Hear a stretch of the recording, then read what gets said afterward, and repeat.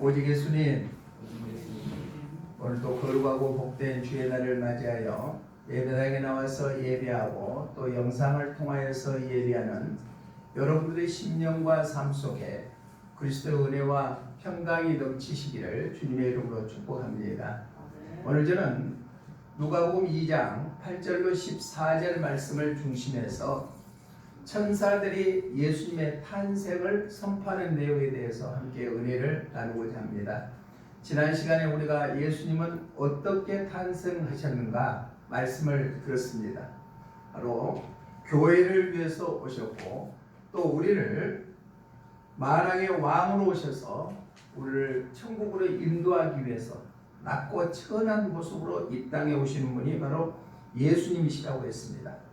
낮은 자세로 왔다 해서 천하게 오는 걸로 끝나버리신 것이 아니라 예수님이 인간의 몸으로 이 땅에 오셨다는 것은 우주적인 사건입니다. 그랬기 때문에 오늘 본문에 보니까 천사들이 그 지역에 나타났다고 말씀하고 있습니다. 그리고 예수님의 탄생의 소식을 선포하는 내용이 오늘 본문의 말씀입니다. 바로 선포하는 내용이 어떤 내용이고 탄생하신 예수님이 누구신가 말씀을 통하여서 함께 은혜를 나누고자 합니다. 먼저 천사들이 선포하는 예수님의 탄생엔 어떤 분이라고 선포를 했는가? 먼저 첫 번째로 우리 본문 11절 말씀 한번 읽어봅니다. 11절 시작. 오늘 다윗의 동네에 너희를 위하여 구주가 나셨으니 곧 그리스도 주시니라. 아멘. 오늘 너희를 위하여서 다윗의 동네에서 구주가 나셨다고 말씀하고 있습니다. 누구를 위하여? 온 인류를 죄에서 구원하시기 위하여서 예수님은 이 땅에 탄생하셨다고 바로 천사들이 선포하고 있습니다. 탄생하신 예수님이 그리스도 주라고 선포하고 있습니다. 이것은 바로 예수님은 구세주로 오셨다. 죄에서 우리 인류를 구원하기 위해서 오신 분이 바로 예수님이신 줄로 믿습니다. 그 예수님 믿으시죠? 그래서 우리는 죄와 사망에서 해방되고 또한 우리는 죄인임에도 불구하고 죄 없다고 인정받아서 천국을 갈 수 있는 그런 특권을 우리에게 허락해 주신 분이 바로 예수님이신 줄 믿습니다. 그래서 예수님은 우리의 구세주로 이 땅에 탄생하셨다. 그러면 여기서 그리스도 주라고 하는데 그리스도라는 성경의 원어에 보면은 무슨 뜻이냐? 기름 부음 받은 자, 메시아, 구세주, 하나님의 아들이라는 뜻을 나타내는 것이 그리스도라는 원어의 뜻입니다. 기름 부음 받는 자들은 성령으로 말미암아 우리는 바로 인침을 받았다. 그것이 기름 부음 받은 자. 메시아 구세주는 성령으로 구별한 자로서 구원하셨다. 예수 그리스도가 이 땅에 오심으로 말미암아 하나님의 백성들을 구원하실 구원자로 이 땅에 탄생하신 분이 바로 예수님이신 줄로 믿습니다. 우리가 12월 달에는 예수님의 탄생을 우리가 기리면서 의미를 깨닫는 귀한 시간들을 갖습니다. 그렇기 때문에 12월 한 달 동안이라도 우리가 예수님이 이 땅에 오시는 목적이 무엇일까? 예수님은 어떤 모습으로 오셨는가? 우리가 다시 한번 마음판에 새기면서 하나님의 자녀들이 누려야 될 놀라운 은혜와 축복을 마음껏 누리시기를 주님의 이름으로 축복합니다. 그러면은 신약 성경의 모든 선포 중심이 예수님이시다. 예수 그리스도에 대해서 구세주에 대해서 다 말씀이 기록되고 선포됩니다. 그 말씀은 예수님을 통하여서 우리가 죄인들이 지옥에 갈 수밖에 없는 우리들을 천국으로 인도하시는 분이 바로 예수님이시다. 그래서 예수님은 공생애를 시작하시면서 이렇게 선포했습니다. 회개하라, 천국이 가까웠느니라 라고 말씀했습니다. 우리 마태복음 4장 17절 한번 읽어봅니다. 시작. 이때부터 예수께서 비로소 전파하여 이르시되 회개하라, 천국이 가까이 왔느니라 하시더라. 아멘. 예수님은 우리의 죄를 담당하기 위해서 이 땅에 오셨을 뿐만 아니라 우리를 구원해서 천국으로 인도하는 일을 하시는 분이 바로 예수님이신 줄로 믿습니다. 그래서 사도들도 예수님을 주라고 표현했거든요. 우리 사도행전 2장 36절 한번 읽어봅니다. 시작. 그런즉 이스라엘 온 집은 확실히 알지니 너희가 십자가에 못 박힌 이 예수를 하나님이 주와 그리스도가 되게 하셨느니라 아니라 하나님이 십자가에 못 박혀 돌아간 예수님을 주와 그리스도가 되게 하셨다고 사도들은 고백하고 있습니다.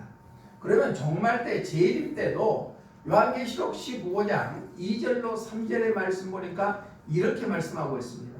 요한계시록 15장 2절로 3절 시작. 짐승과 그의 우상과 그의 이름의 수를 이기고 벗어난 자들이 유리바닷가에 서서 하나님의 검은고를 가지고 하나님의 종 모세의 노래 어린 양의 노래를 불러 이르되 주 하나님 곧 전능하신 이시여 하시는 일이 크고 놀라우시도다. 만국의 왕이시여 주의 길이 의롭고 참되시도다. 이렇게 고백하고 있습니다. 모세의 노래를 어린 양이라고 표현하고 있는데 여기서는 유리 바닷가의 선자, 그것은 종말 때 대환란을 이기고 이기는 자가 바로 유리 바닷가의 선자라고 의미를 나타내고 있습니다. 환란을 완전히 통과하는 자는 만국의 왕이시여 주의 길이 의롭고 참되시다 라고 고백하게 된다는 것입니다. 우리는 예수님은 이 땅에 오시는 목적이 바로 우리를 죄에서 구원하시기 위한 구세주로 오신 분이 바로 예수님이신 줄로 믿습니다. 그 예수님이 우리의 주인 되시고 또한 우리를 천국으로 인도하신 분이라는 사실을 망각하지 마시고 우리가 마음속에 간직하면서 살아가는 우리 모두가 되시기를 주님의 이름으로 축복합니다. 찬송가 111장 3절에 보니까 이렇게 찬양합니다. 천사의 기쁜 소식 목자들을 듣고서 찾아와 경배하며 영광을 돌렸네. 바로 천사들의 기쁜 소식은 목자들을 향하여서 찾아와서 경배하고 영광을 돌렸다고 찬양하고 있습니다. 예수님에 대한 증언들은 많은 사람들이 다 하고 있었는데 루터는 오직 믿음으로 말미암아 구원을 얻는다고 강조했던 루터가 예수님에 대해서 이렇게 말씀했습니다.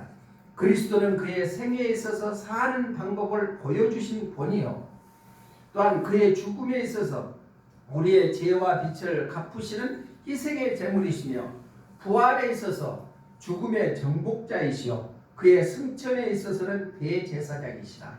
그러니까 예수님이 태어나고 살고 십자가에 죽고 또한 부활하시고 하는 모든 것에 대해서 정리를 해놓은 것이 바로 루터는 이렇게 표현했다는 얘기입니다. 그 생애에서 우리가 어떻게 살아야 되겠는가를 설명해주고 죽음에서 우리의 죄의 빚을 갚으시는 희생의 제물이 되시고 부활하심으로 말미암아 죽음을 정복하는 자가 되었고 승천하심으로 말미암아 대제사장이 되신 분이다.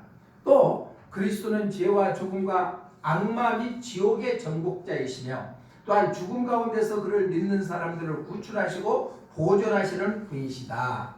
그러니까 예수님을 믿는 자는 예수님께서 부활의 첫 열매가 되시는 것처럼 사망 권세를 이길 수 있는 권한을 우리에게도 허락해 주신 줄로 믿습니다.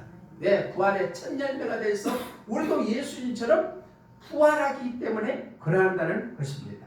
그렇기 때문에 우리를 죄에서 구원해 주시고 사망에서 생명으로 옮겨주시는 예수 그리스도가 우리 구주인 것을 선포하시기를 주님의 이름으로 부탁을 드립니다. 천사들이 예수님의 탄생을 선포하는 것처럼 우리도 예수님을 구세주로 받아들이고 또한 그리스도의 주님이 이 땅에 오셨다는 사실을 우리가 기억하시기를 주님의 이름으로 부탁을 드립니다. 시대가 많이 변해짐으로 말미암아 가정에서도 교육이 완전히 주저앉아 버리고 교회에서도 마찬가지고 학교 학교 교육은 더구나 말할 수 없는 이 시대에 살고 있습니다.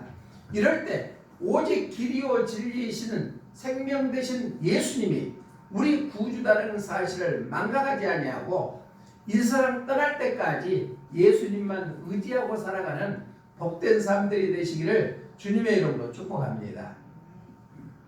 주님의 이름으로 축복합니다. 네. 천사들이 예수님의 탄생에 대해서 선포한 것은 첫 번째는 예수님은 구세주로 탄생했다. 두 번째로는 우리 본문 14절 한번 읽어봅니다. 본문 14절 시작. 지극히 높은 곳에서는 하나님께 영광이요 땅에서는 하나님이 기뻐하시는 사람들 중에 평화로다 하니라. 하반절을 보니까 하나님이 기뻐하시는 사람들 중에 평화로다. 이 말씀은 예수님께서는 구세주로 이 땅에 탄생하실 뿐만 아니라 이 땅에는 세상을 의미합니다. 이 세상에 참된 평화를 주기 위해서 오시는 분이 예수님이신 줄로 믿습니다. 그래서 예수를 믿는 자들은 마음에 세상에서 얻지 못하는 참된 평화를 받게 된다. 하나님이 기뻐하시는 자들 중에서 바로 평화를 허락해 주셨다. 이 평화라는 성경의 원어의 뜻을 보니까 연합하다, 평강, 안식이라는 뜻을 나타내고 있습니다. 자, 연합이라는 것은 하나님과 인간의 사이가 죄악으로 말미암아 완전히 분리되어 있는 상태를 예수님을 통하여서 하나님과 우리 사이를 같이 묶어주셨다. 이것이 연합이라는 얘기입니다. 죄 있는 사람들은 하나님과 함께 할 수가 없습니다. 그런데 예수님께서 십자가에 못 박혀 피 흘려 죽으심으로 말미암아 우리의 죄를 담당해 주셨기 때문에 아담이 범죄함으로 하나님과 인간 사이가 틈이 벌어지는 것을 다시 하나로 묶어주는 연합 역할을 해주시는 분이 예수님이시다. 할렐루야. 그러하기 때문에 예수님을 믿는 사람들은 원래 하나님께서 인간을 지으시고 참된 평안과 안식을 주셨던 것이 회복되게 된다는 거예요. 이게 바로 평화이다. 예수님께서는 바로 우리를 하나님과 연합되게 만들었다. 그로 인해서 세상에서 얻지 못하는 참된 평안을 우리에게 허락해 주셨다. 예수님께서는 십자가에 못 박혀 돌아가시기 전에 제자들을 향하여서 이렇게 공포했습니다. 우리 요한복음 14장 27절 한번 읽어봅니다. 시작. 평안을 너희에게 끼치노니 곧 나의 평안을 너희에게 주노라. 내가 너희에게 주는 것은 세상에 주는 것과 같이 아니하니라. 너희는 마음에 근심하지도 말고 두려워하지도 말라. 아멘. 우리가 이 세상 살아가면서는 근심 걱정이 없는 사람이 없죠. 그런데 예수님은 평안 그 자체인데 그 평안을 십자가에 못 박히기 전에 많은 사람들에게 너희에게 평안을 주노라. 너희에게 주는 이 평안은 세상에서 주는 것과 같지 아니하리라. 너희는 그러니까 마음에 근심하지도 말고 두려워하지도 말라. 우리에게 지금 주시는 말씀인 줄로 믿습니다. 코로나19 때문에 얼마나 힘들어하고 있습니까? 소상공인들은 진짜 너무나 말할 수 없이 더 힘듭니다. 어렵게 사는 사람들은 더 어렵습니다. 이 시대에 주님께서 주시는 참된 평안을 우리에게 누림으로 말미암아 우리의 마음속에 주님께서 주시는 평안으로 가득 체험받으시기를 주님의 이름으로 부탁을 드립니다. 예수님께서 십자가에 못 박혀 돌아가시기 전에도 말씀하셨고 죽으시고 부활하셔서 제자들을 처음 만났을 때도 예수님께서는 이렇게 말씀하고 있습니다. 요한복음 20장 21절 한번 읽어봅니다. 시작. 예수님께서 또 이르시되 너희에게 평강이 있을지어다. 아버지께서 나를 보내신 것 같이 나도 너희를 보내노라. 아멘. 십자가에 못 박혀 돌아가시기 전에 너희에게 평안을 주느라고 말씀하시고 부활하시고 나서 제자들을 처음 만났을 때도 평강이 있을지어다. 평안을 주신 분이 바로 예수님이신 줄로 믿습니다. 이는 예수님을 믿는 것이 교회고 제자이기 때문에 그래서 사도들이 교회에다가 편지할 때마다 서신서에서는 평강의 은혜와 평강이 있을지어다 라고 서두에 말씀하고 있습니다. 우리가 옛날에 부모님에게 편지 쓸 때 뭐라고 처음 해요? 아버님 전상서 해놓고 잘 편안히 계시죠? 하는 것처럼 서신서의 사도들이 편지를 보낼 때도 그랬습니다. 로마서 1장 7절에 보니까 이렇게 말씀하고 있습니다. 시작. 로마에서 하나님의 사랑하심을 받고 성도로 부르심을 받은 모든 자에게 하나님 우리 아버지와 주 예수 그리스도로부터 은혜와 평강이 있기를 원하노라. 아멘. 사도 바울이 로마에 있는 교회들에게 편지를 할 때 바로 서두에 우리 아버지와 주 예수 그리스도로부터 은혜와 평강이 있기를 원하노라. 아멘. 또 고린도전서 1장 3절에도 보니까 이렇게 말씀하고 있습니다. 시작. 하나님 우리 아버지와 주 예수 그리스도로부터 은혜와 평강이 있기를 원하노라. 고린도에 있는 교회들에게 보내는 서신서에서도 그리스도로부터 우리 아버지와 주 예수 그리스도로부터 은혜와 평강이 있기를 원하노라. 사랑하는 여러분들에게도 하나님 아버지와 주 예수 그리스도로부터 은혜와 평강이 넘치는 삶이 되시기를 주님의 이름으로 부탁을 드립니다. 왜? 예수님을 믿기 때문에 예수님께서는 평강을 주시기 위해서 이 땅에 오시는 분이 예수님이시다 라고 천사들이 선포했기 때문입니다. 또한 찬송가 404장 4절에 보니까 이렇게 찬양하고 있습니다. 함께 읽어봅니다. 시작. 일평생 사는 동안에 괴로운 시련 많으나 주 예수 함께 계시니 평안해. 우리가 염려와 근심과 걱정 속에 있습니까? 예수님을 내 마음속에 모시고 살면은 예수님께서 주시는 참된 평안을 누리고 살게 될 줄로 믿습니다. 이 세상에는 많은 부류의 사람들이 있죠. 그런데 그 사람들 중에 똑같은 환경에서도 마음의 평안을 누리고 사는 사람들이 있고, 조그만 염려 근심 속에서도 걱정하고 두려움에 사로잡혀 사는 사람들이 있습니다. 여러분들은 전자에 속해서 예수님과 함께함으로 인해서 참된 평안을 누리시기를 주님의 이름으로 축복합니다. 예수님이 함께 하시면은 세상에서 얻지 못하는 참된 평안의 복을 누리기를 주님의 이름으로 축복합니다. 이 세상의 평안은 사람들은 평강을 말하고 있지만은 사실은 전쟁과 고통과 불안 속에서 살고 있습니다. 그래서 영국의 속담에 보니까 평화를 원한다면 전쟁을 준비해라. 또 중국 고사에 보니까 인간의 세계는 평화라는 것은 존재하지 않는다. 억지로 평화라 불러주고 있는 것은 전쟁이 끝난 직후나 아니면 전쟁이 아직 시작되지 않을 때를 말한다. 세상에서 주는 평화는 일시적이지만 주님께서 주시는 평화는 영원한 줄로 믿습니다. 예수님께서 이 땅에 오시는 목적이 바로 우리에게 평안을 주기 위함이다. 예수님께서 친히 자기 몸을 십자가에 못 박혀 죽으시면서 우리의 죄의 모든 문제를 해결해 주셨기 때문입니다. 그래서 우리들의 삶 속에 우리의 가정과 우리 교회와 사업터 속에 주님이 주시는 참된 평안의 복을 누리시기를 주님의 이름으로 축복합니다. 전사들이 예수님의 탄생에서 선포하는 두 번째는 이 세상에 평안을 주기 위해서 오시는 분이 예수님이시다. 첫 번째는 뭐였어요?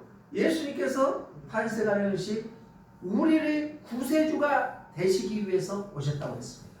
그리고 두 번째는 바로 이 세상에 평강을 주기 위함이다. 마지막 세 번째는 본문 우리가 14절 읽었던 상반절에 보니까 지극히 높은 곳에서는 하나님께 영광이요, 지극히 높은 곳에서는 하나님께 영광이다. 이 말씀은 예수님의 탄생으로 우리 모두가 온전히 하나님께 영광을 돌리기 위해서 오셨다. 예수님의 탄생은 하나님께 영광 돌리기 위해서 오셨다는 것입니다. 그렇기 때문에 우리가 예수님을 나의 구주로 영접하는 우리들도 오직 하나님의 영광을 위해서 우리가 살아야 될 줄로 믿습니다.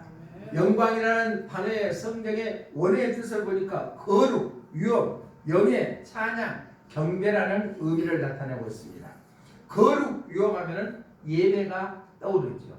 온전히 거룩한 마음, 세상과 구별되는 마음을 갖고 주님 앞에 예배하는 것을 하나님께서는 기뻐 받아주시게 될 줄로 믿습니다. 예수님이 이 땅에 오심으로 거룩하여 온전히 하나님께 영광과 찬양을 올려드리기 위해서 예수님이 오셨다. 만물을 창조하실 때도 영광 받으시기 위해 창조하셨다 했어요. 우리 인간을 창조하실 때도 하나님이 홀로 영광 받기 위하여 우리 인간을 창조하셨다 했습니다. 그런데 우리 인간의 마음속에 죄가 들어옴으로 말미암아 하나님의 영광은 사라져버리고 자신의 영광을 위해서 사는 세상으로 바꿔져 버리고 말았다. 그런데 예수님이 오심으로 말미암아 다시 한번 하나님께 영광 돌린 것을 회복하게 되신 줄로 믿습니다. 예수님이 공생의 기간 동안에 마지막 제사장으로서 기도하는 내용이 요한복음 17장에 기록되어 있습니다. 그런데 그 17장 1절에 보면은 바로 하나님을 영화롭게 하기 위해 했다고 말씀하고 있습니다. 우리 함께 읽어봅니다. 시작. 예수님께서 이 말씀을 하시고 눈을 더 하늘을 오르러 이르시되 아버지여 내가 이르렀사오니 아들을 영화롭게 하사 아들로 아버지를 영화롭게 하게 하옵소서. 아멘. 여기에서 아들은 예수님이시고 아버지는 하나님이십니다. 그러니까 아들을 영화롭게 하사 본인을 영화롭게 하사 아들로 예수님을 통하여 하나님 아버지를 영화롭게 하게 하옵소서라고 고백하고 있습니다. 그 시작은 예수님이 이 땅에서 십자가에 못 박혀 돌아가심으로 말미암아 하나님께 영광 돌리기 위함이다. 단 빌립보서 2장 11절에도 보니까 예수님의 십자가의 구속의 결과가 하나님께 영광 돌리는 것이다. 우리 함께 읽어봅니다. 시작. 모든 입으로 예수 그리스도를 주라 시인하여 하나님 아버지께 영광을 돌리게 하셨느니라. 아멘. 모든 입으로 예수 그리스도를 주라 시인하는 자에게는 하나님 아버지께 영광 돌리게 하셨느니라. 우리는 무엇을 하는지 하나님께 영광 돌리는 귀한 삶이 되는 것이 바로 구원받은 하나님의 자녀의 삶인 줄로 믿습니다. 종말 때도 마찬가지입니다. 요한계시록 5장 12절로 13절의 말씀 보니까 이렇게 말씀하고 있습니다. 시작.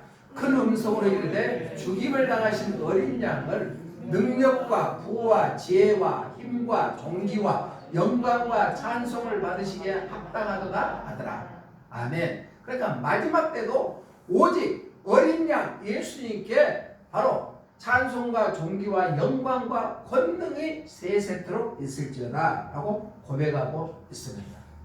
예수님이 이 땅에 탄생하는 것을 천사들이 선포하는 것은 탄생하는 그 자체가 하나님께 영광 돌리기 위함이다. 구원받은 우리들도 마땅히 하나님께 영광 돌리는 복된 사람들이 되시기를 주님의 이름으로 부탁을 드립니다. 예수님이 우리 가운데 왜 오셨는가? 바로 예수님을 통하여 하나님께 찬송과 영광을 돌리기 위함이다. 그래서 어거스틴은 이렇게 얘기했습니다. 그리스도는 정수리부터 발끝까지 할렐루야로 채워져야 한다. 자, 영광 돌리는 방법은 11가지죠.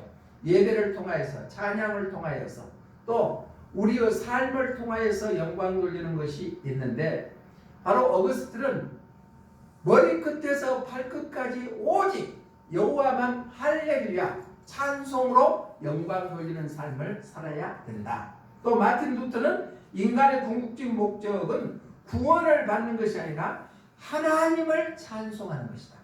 하나님께 영광 돌리는 삶을 살아가는 것이다. 또 찰스 웨슬리는 만개의 입이 내게 있어도 내 위대한 구세주를 찬양하기에 넉넉지 못하다. 자, 우리는 구원받은 하나님의 자녀로서 날마다 주님께 영광 돌리는 복된 삶들이 되시기를 주님의 이름으로 부탁을 드립니다. 말씀을 정리합니다. 천사들이 예수님의 탄생을 선포했습니다. 그 첫 번째는 바로 예수님이 구세주로 오셨다. 두 번째는 이 세상에 평강을 주기 위해서 오셨다. 세 번째는 하나님께 영광 돌리기 위하여서 이 땅에 오신 분이 바로 예수님이시다. 우리 구주 예수님의 오심을 늘 마음에 간직하고 그분을 영접하고 모심으로 인해서 세상에서 얻지 못하는 참된 평화를 누리고 늘 하나님께 영광을 돌리는 복된 사람들이 되시기를 주님의 이름으로 축복합니다. 사랑하는 하나님 아버지, 감사합니다. 오늘은 천사들이 예수님의 탄생을 선포하는 내용에 대해서 우리가 상고해 봤습니다.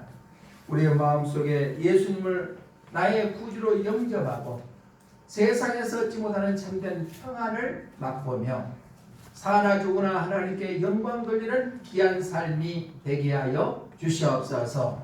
환경을 바라보지 아니하고 살아계신 하나님을 바라보며 내 죄를 담당하여서 십자가에 못 박혀 죽으신 예수님이 나의 구세주임을 고백하는 삶이 되게 하여 주시옵소서.